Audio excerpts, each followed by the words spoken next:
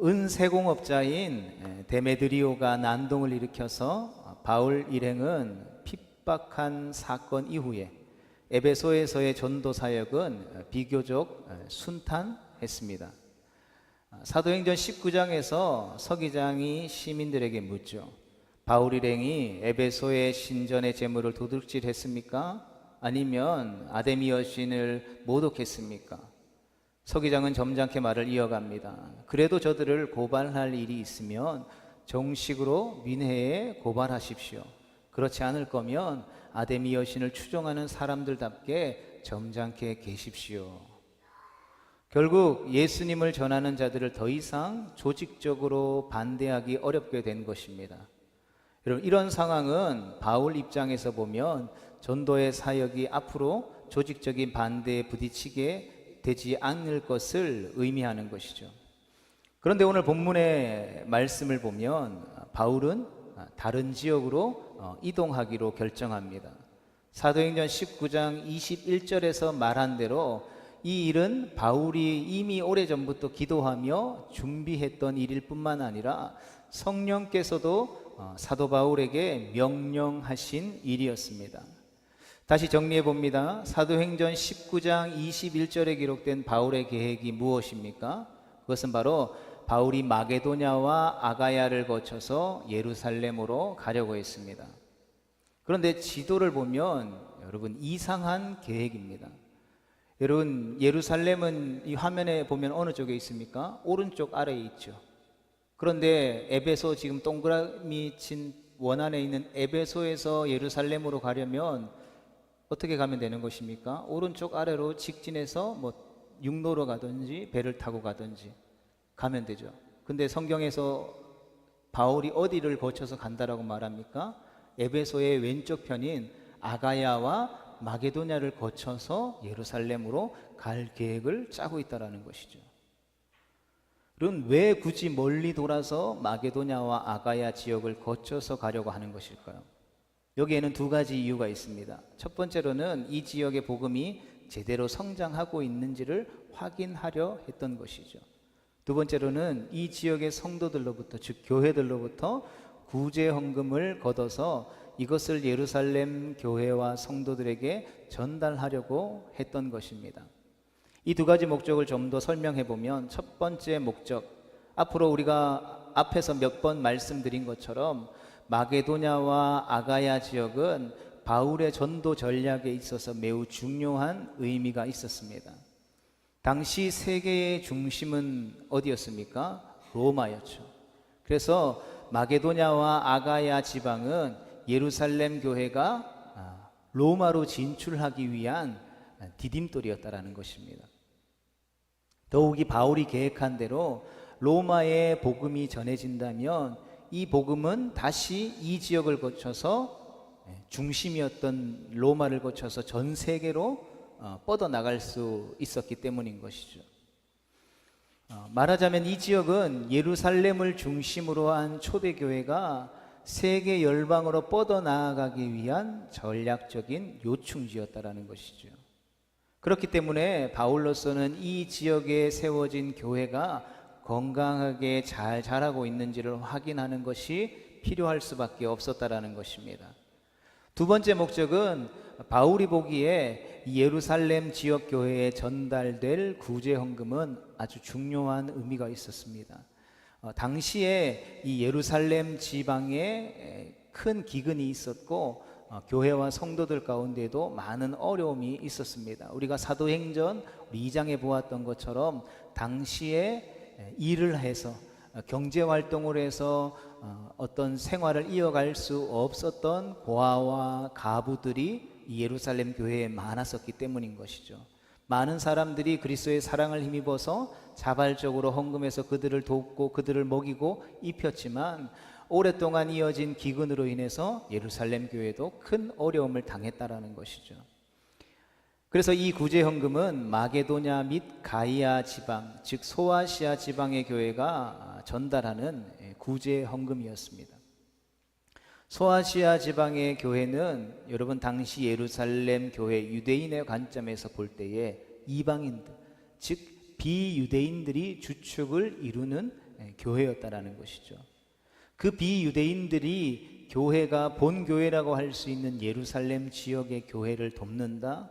그럼 이것이야말로 정말 놀라운 일인 것입니다. 마찬가지로 오늘날 대한민국이 세계 10위의 경제 대국이라고 일컬어지죠. 전 세계 유례가 없이 6.25를 거치면서 세계 열방에 잘 사는 사람들이 전쟁으로 인해서 고통받고 있는 대한민국에 원조를 보내주었습니다.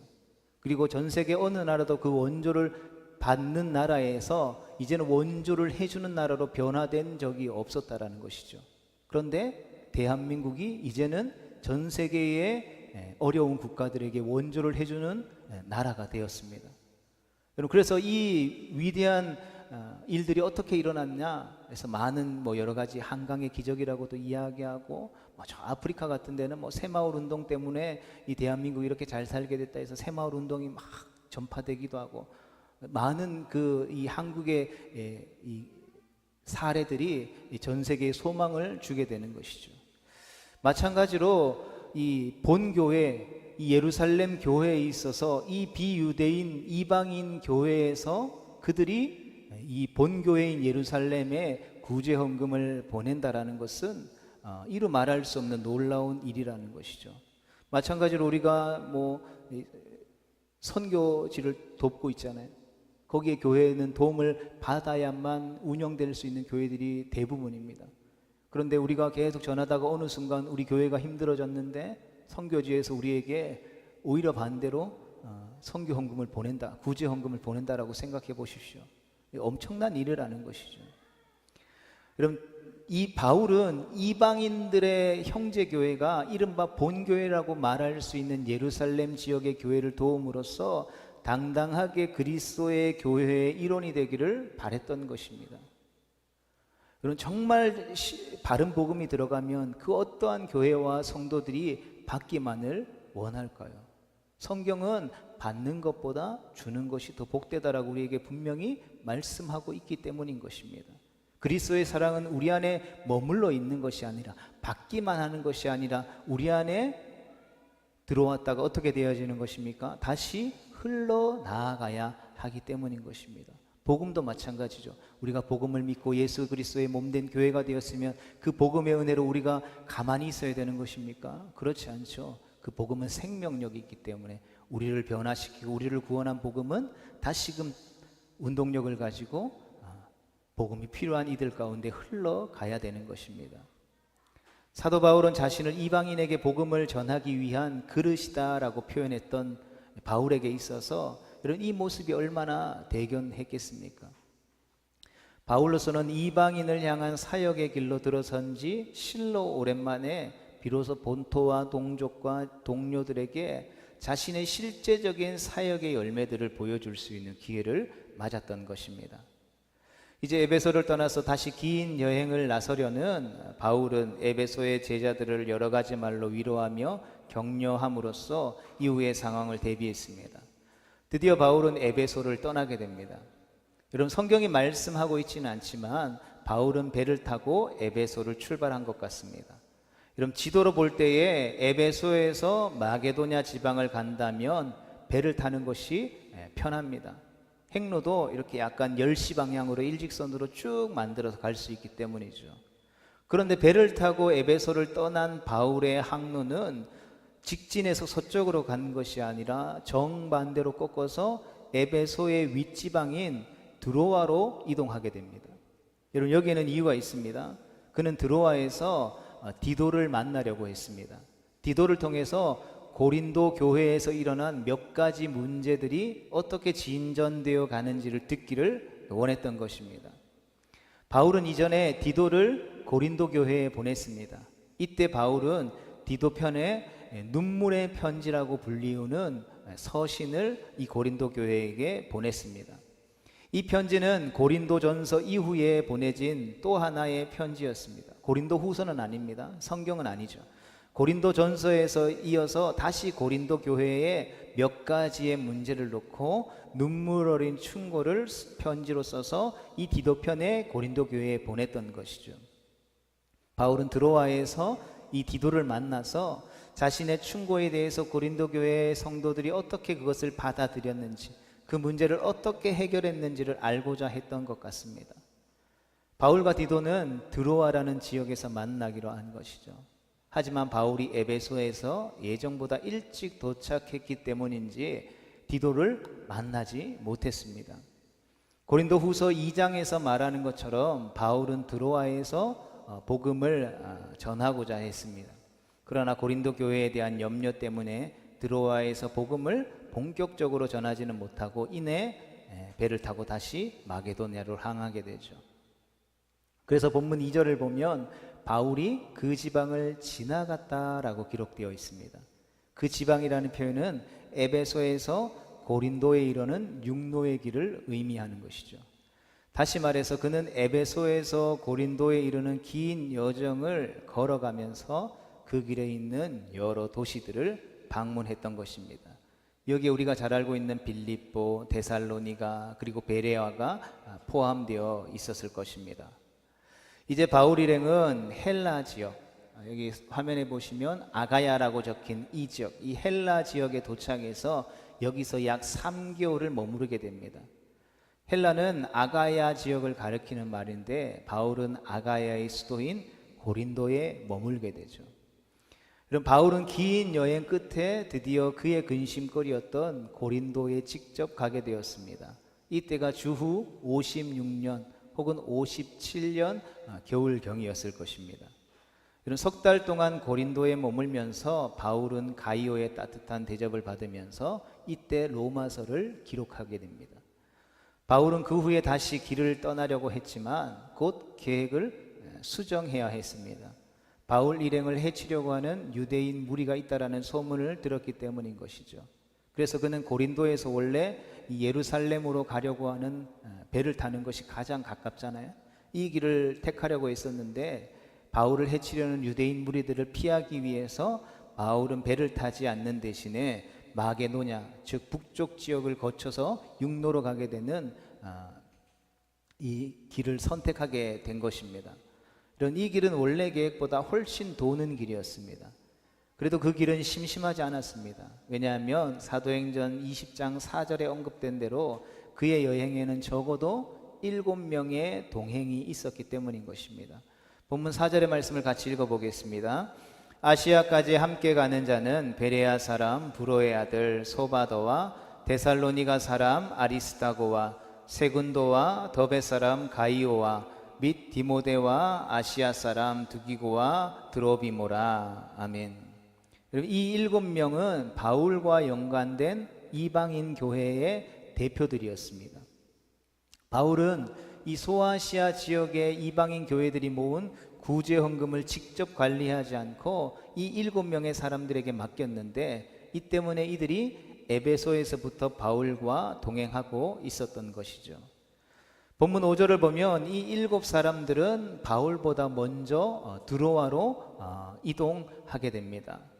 바울은 누가와 함께 고린도에 남아서 무교절을 지냈으며 그 후 닷새 만에 드로아에 도착해서 7사람들과 이제 합류하게 되죠. 그런데 본문 7절 이하를 보면 여러분 한 가지 흥미로운 에피소드가 실려 있습니다. 드로아에서 7일 1회를 지낸 바울 일행은 다시 이제 길을 떠나려 했습니다. 본문 7절의 말씀을 같이 읽어보겠습니다. 그 주간의 첫날에 우리가 떡을 떼려 하여 모였더니 바울이 이튿날 떠나고자 하여 그들에게 강론할세 말을 밤중까지 계속하매. 아멘. 여러분 성경을 보면 바울은 이날 온종일 성도들과 함께 지냈습니다. 성도들과 작별 인사도 했을 것이고 예배도 드렸을 것입니다. 당시의 교회가 그랬던 것처럼 함께 식사도 하고 예배도 드리고 말씀도 나누고 여러 가지 자신들의 삶을 나누면서 또 고민들을 나누면서 자신들의 영적 아비였던 바울과 교제했을 것입니다. 그리고 이 모임은 그날 밤늦게까지 계속되었는데 본문 7절을 보면 늦은 밤에도 그 수가 줄지 않았던 것 같습니다. 바울이 드로아에서 마지막으로 말씀을 전하는 날인지라 사람들이 더욱 사모하지 않았을까 짐작됩니다.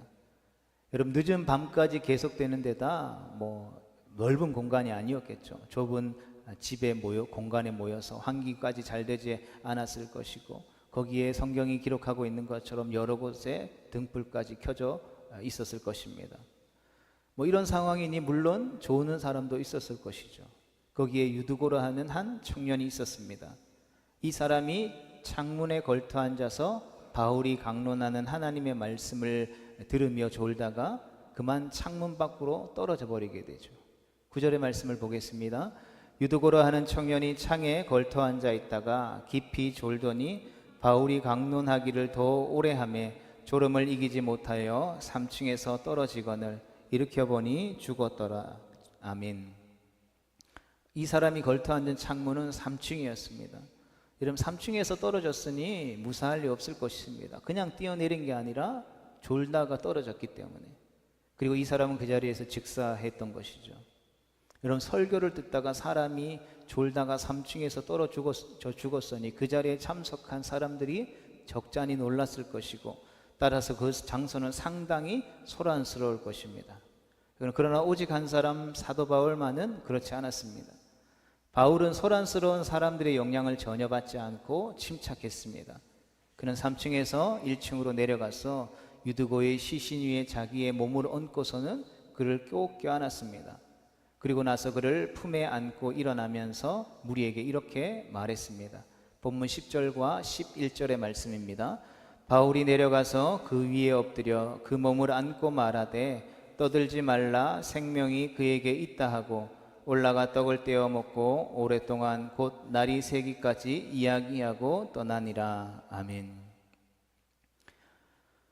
이 유두고의 사건을 마무리하고 아무 일 없다는 듯이 다시 집으로 올라가서 떡을 떼면서 날이 새기까지 이야기를 이어갔습니다.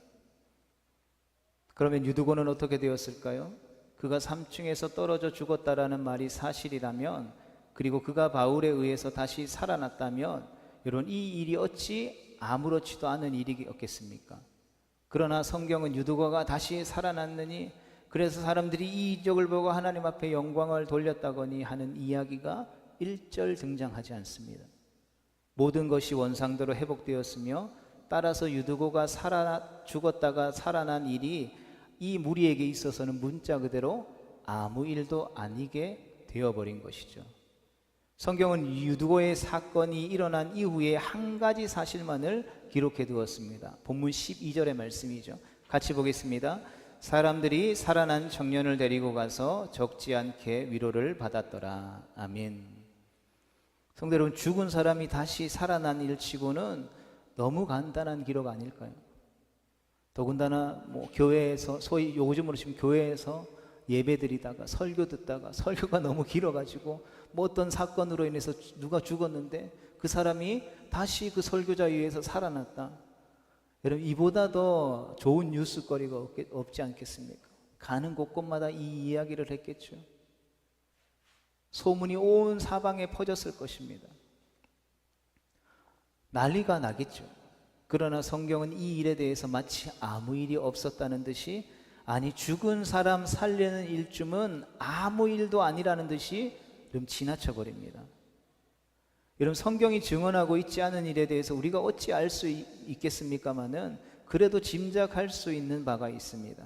그것은 바로 성경의 관심이, 이 사도행전을 기록하고 있는 성령 하나님의 관심이 죽은 사람을 살리는 이적에 있는 것이 아니라 다른 것에 있었다라는 것을 추측할 수 있는 것이죠. 그러면 그 다른 것은 무엇입니까? 성경은 바울이 날이 새기까지 무엇을 전했다라는 사실에 더 큰 관심을 가지고 있습니까? 하나님의 말씀을 전했다는 일에 더 큰 관심을 보이고 있는 것이죠. 그리고 그 날이 새도록 하나님의 은혜를 갈망하는 수많은 성도들이 거기에 있었다라는 사실을 더 주목하고 있다라는 것입니다. 그러하게 성도 여러분, 오늘 우리는 성경이 주목하고 있는 이 부분에 대해서 더 깊이 생각해 보아야 할 것입니다. 바울 일행은 지금까지 에베소를 출발해서 드로아를 거쳐서 빌립보와 데살로니가를 지난 후에 고린도에 도착했습니다. 그들은 고린도에서 석 달을 머문 후에 다시 드로아로 돌아왔습니다. 그들은 이제 여기서 구제 헌금을 가지고 이 육로를 통해서 예루살렘으로 가야 합니다. 우리가 앞에서 지도에서 보았듯이 그들이 지금 얼마나 긴 여행을 하고 있는지를 잘 알고 있습니다. 이런 오늘날처럼 뭐 도로가 좋고 자동차가 있던 시절도 아니고 교통이 불편하던 시절에 또 가다가 어떤 일을 봉변을 당할지 모르는 그 시대 가운데에 이렇게 긴 여행을 한다는 것은 매우 피곤하고 또 위험한 일이었을 것입니다. 여러분, 이런 여행은 당시라면 무엇인가에 미친 사람, 엄청난 열정을 가지고 있는 사람이 아니고서는 여러분 절대 할 수 없는 일이라는 것을 우리 모두 동의할 것입니다. 바울 일행은 그 엄청난 여정을 계속하려고 하는 마당에 여러분, 길을 떠나기 전 전날 밤이라면 무엇을 해야 하는 것입니까? 일찍 잠자리에 들어서 충분한 휴식을 취하는 것이 합리적인 선택인 것이죠. 그런데 충분한 휴식을 취하는 것이 아니라 밤이 지나고 날이 새기까지 1분 1초라도 시간을 아껴서 말씀을 전하려고 했다라는 것입니다. 여러분, 그런데 이 일이 함께 모여있는 사람들의 호응 없이 일어날 수 있는 일이겠습니까? 바울은 한마디라도 더 하나님의 말씀을 전하려고 했고 드로아에 있었던 성도들은 한마디라도 더 그가 전하는 하나님의 말씀을 들으려고 했다라는 것이죠. 사랑하는 성도 여러분, 지금 우리의 마음에 이러한 바울의 심정과 성도들의 심정이 잘 전달될 수 있기를 소망합니다. 여러분, 전하려는 자와 들으려는 자의 그 간절한 안타까움, 그것은 하나님을 사랑하고 그분의 말씀을 사모하는 성도들이 가지는 여러분 공통된 마음이었습니다. 그리고 유두고의 사건은 이 갈급함 심령이 모인 자리에 하나의 해프닝처럼 일어나서 그들을 격려하시는 하나의 하나님의 음성으로 들렸던 것이죠. 결론적으로 바울의 마음을 온통 사로잡고 있었던 것은 이것입니다. 자신이 가는 곳곳마다 눈에 불을 켜고 하나님의 나라의 복음을 사모하는 그 소아시아의 이방인 영혼들에 대한 안타까움이었던 것이죠. 다시 말씀드립니다. 바울이 이처럼 동분서주하면서 재촉하는 복음을 전하려고 했던 것은 가는 곳마다 만날 수 있는 하나님의 택하신 백성들의 말씀에 대한, 복음에 대한 갈급함 때문이었다라는 것이죠. 여러분, 이들의 갈급함을 볼 때마다 바울은 어떻게 해서든지 한 영혼이라도 더 구원하기 위해서 길을 더욱 재촉할 수밖에 없었던 것입니다. 정리해 보겠습니다. 바울은 이방인에게 전도하라라는 소명을 받고 이방인이 살아가고 있는 소아시아 지방을 여행했습니다. 가는 곳마다 복음을 사모하는 영혼이 적지 않다라는 사실들을 발견했죠. 하나님께서 자신에게 지시하신 명령은, 부르심은 어긋나지 않았습니다. 바울은 곳곳마다 복음을 전할 때에 예수 그리스도를 구주로 영접하는 사람들을 만날 수 있었으며 그들은 하나님께서 자신을 통해서 구원하시기 위해 준비해 놓으신 하나님의 백성이라는 사실을 분명하게 깨달을 수 있었습니다. 즉, 하나님이 예수 그리스도를 통해서 시작하신 복음의 능력은 이제 유대인의 혈통과 지역적인 국경을 넘어서서 온 세계와 열방을 향해 뻗어나가고자 하신다. 십자가에 흘리신 예수 그리스도의 보혈은 이제 어떤 인종과 지역의 경계를 넘어서 온 우주로 뻗어나가기 위해서 그 거친 숨결을 고르고 있다는 사실을 바울이 깨달았다는 것입니다. 사도 바울은 이 영광되고 가슴 벅찬 사명을 위해서 자신이 부르심을 받았으며 자신을 통해서 거세게 뻗어나갈 복음의 능력을 가로막을 수 있는 것은 아무것도 없다라고 확신했습니다. 이제 그가 해야 할 일은 무엇이겠습니까? 분명하죠. 자신의 시간을 아껴서, 세월을 아껴서 생명 다해 자신을 구원하고 택한 영혼을 구원하게 될 이 복음을 전하는 일이었습니다. 바울이 그 기나긴 여정을 계속해서 나아갈 때에 그 마음에 품은 것은 실로 엄청난 비전이었으며 여러분 가슴 벅찬 영광이었습니다. 성도 여러분, 사도 바울은 교회라고 일컬어지는, 예수라고 일컬어지는 사람을 추종하는 세력들이 여호와 하나님의 이름을 모독한다라는 사실을 깨닫고 그들을 핍박하기 위해서, 그들을 붙잡아서 공회 앞에 고발하고 그들을 죽이던 감옥에 가두던 어떻게 해서든지 하나님의 영광을 가리는 그들을 없애버리려고 했습니다. 그것이 하나님을 사랑하는 것이라고 생각했습니다. 그 일을 하기 위해 다메섹으로 가는 길에 자신이 박해하던 예수님을 만났으며 이분을 통해 전혀 다른 삶의 목적을 얻었습니다. 그는 예수님과 만남으로써 새로운 가치와 의미를 지닌 바울이라고 하는 나를 찾았던 것이죠. 그래서 바울은 예수님을 만난 후에 깨달은 나를 고린도후서 5장 17절의 말씀을 통하여서 새로운 피조물이라고 불렀습니다. 이 새로운 피조물은 이제 내가 아닌 나를 위해 십자가에 못 박히신 그리스도를 위해서 살도록 부름받은 존재라는 것을 알았습니다. 그래서 사도 바울은 그가 쓴 서신들을 통해서 고백하죠. 내가 이제는 살아도 주를 위해, 죽어도 주를 위해 죽는 존재다라는 사실을. 성도 여러분, 세상에 얼마나 많은 사람들이 자신을 위해서 살기에 급급합니까? 우리 자신만 보더라도 그렇고 우리 주변에서 살아가는 이웃들의 모습들을 보면 모두가 다 자신이 살기에 급급하며 살아갑니다. 그러나 바울은 예수님을 만난 자리에서 예수 그리스도의 십자가의 복음을 땅끝까지 전하는 삶의 분명한 목표를 얻었습니다. 그리고 문자 그대로 그는 부르심의 상을 얻기 위해 표대를 향해 달려가는 삶을 살았습니다. 사랑하는 성도 여러분, 지금 이 말씀을 나누는 이 시간 저는 여러분들을 그 늦은 밤 드로아의 한 집으로 초대하고 싶습니다. 수많은 사람들이 늦은 밤까지 모여서 내일이면 아침이면 떠날 사도 바울을 붙들고서 귀를 기울여 하나님의 나라의 복음을 듣고 있습니다. 편히 앉을 수 있는 소파가 있는 것도 아니고 넓은 집도 아니고 비좁고 불편한 공간에서 공기도 탁하고 온종일 이어지는 설교 말씀에 몸이 피곤해서 쏘이 쓰러질 지경입니다. 하루 종일 일하고 잠시도 쉬지 못했는데 이 밤이 지나면 내일 또 다시 삶의 터전으로 나아가서 또 수고하고 땀을 흘려야 하는 삶이 있습니다. 그러던 중에 피곤을 이기지 못한 청년 유두고가 창문에서 떨어져서 죽고 바울이 그를 살려놓는 이해할 수 없는 상황들을 겪었지만 그 상황들이 말씀을 좀 더 듣고자 하는 우리의 관심을 흐트러뜨리지는 못한다라는 것이죠. 뿐만 아니라 내일 먼 길을 떠나야 하는 바울 역시 여러분 이들의 뜨거운 마음을 알기에 잠시라도 더 시간들을 내어서 자기가 만난 예수님, 그분이 십자가에서 완성하신 복음, 그 복음을 통해서 주님의 몸된 교회로 부름받은 성도들이 삶에서 어떠한 삶을 살아내야 하는지에 대한 말씀을 계속해서 나누고 나누었습니다.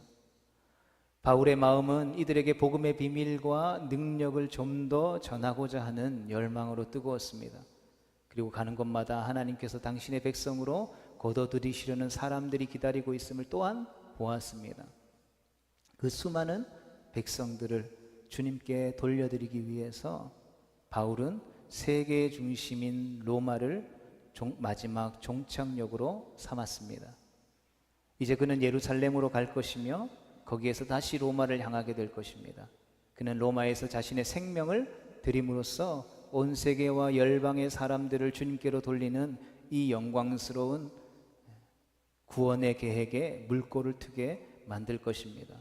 바울은 지금 드로아라고 하는 도시의 작은 집에 앉아 있지만 그의 마음은 벌써 이미 우리 주님의 위대한 계획의 일부가 되어 있었던 것입니다.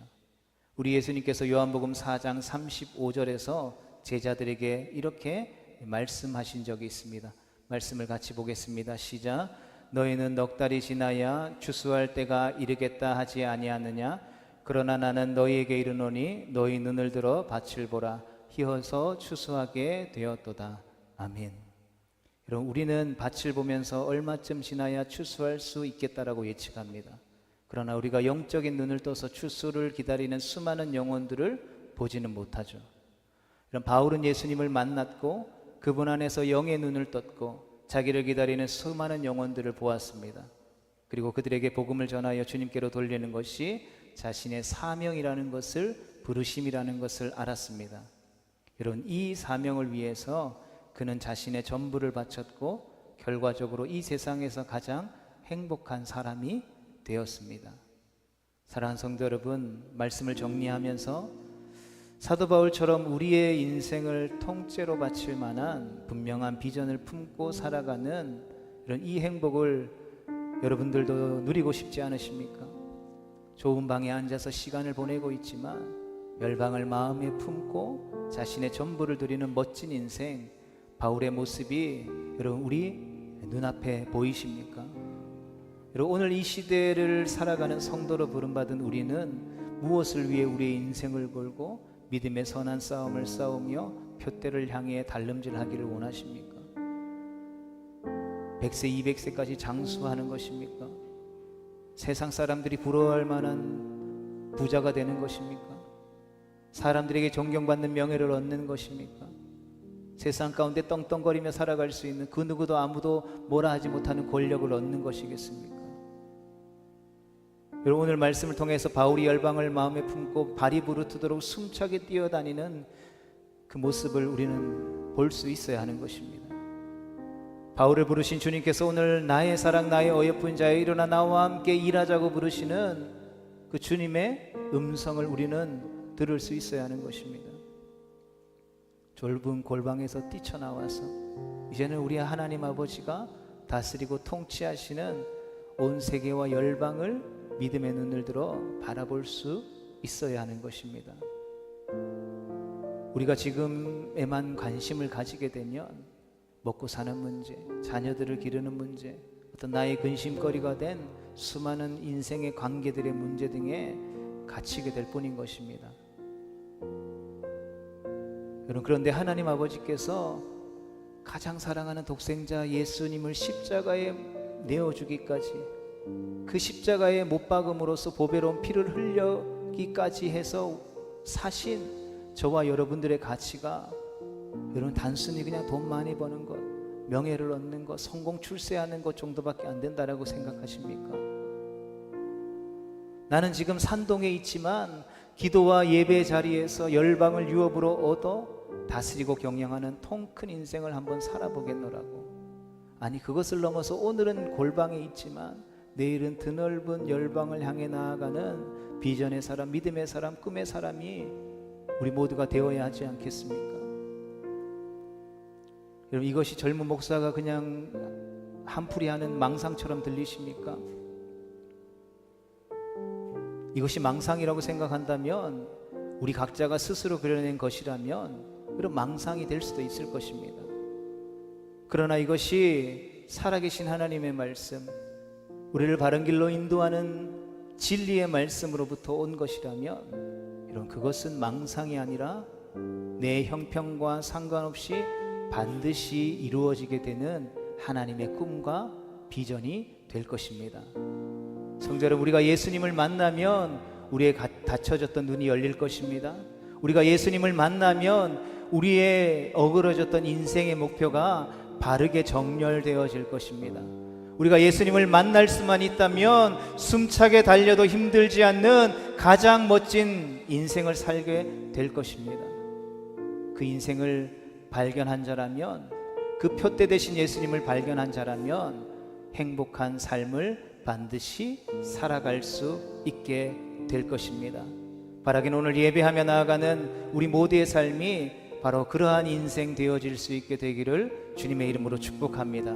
이 표대를 발견하고 그 표대를 향해 달름질하는 행복한 예배자가 되어지기를 주님의 이름으로 축복합니다.